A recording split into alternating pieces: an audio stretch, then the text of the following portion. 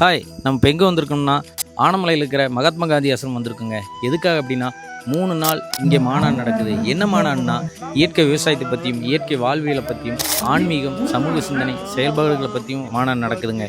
இதில் யார் கலந்துக்கிட்டாங்க அப்படின்னா இயற்கை வாழ்வியலை பற்றி பேசுகிறக்கு ஹீலபாஸ்கர் சாரும் ஆன்மீகத்தை பற்றி பேசுகிறக்கு ததானந்தா சாமிகளும் கலந்துக்கிட்டாங்க.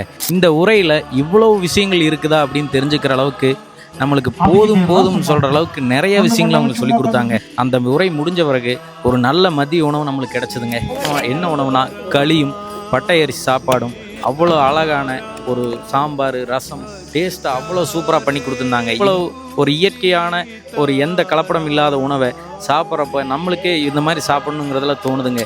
இதை ஏற்பாடு பண்ணி கொடுத்த திரு ரங்கநாதன் ஐயா மற்றும் காந்தி ஆசிரம நிர்வாக குழுக்கு நான் நன்றியை தெரிவிச்சுக்கிறேங்க. இந்த மாநாடு நடக்கிறதுல இன்னும் 2 நாள் பாக்கி இருக்குது. எத்தனையோ பேர் இதை பார்க்குறவங்க இருந்தால் இந்த மாநாட்டில் ஃப்ரீயாக கலந்துக்கலாங்க.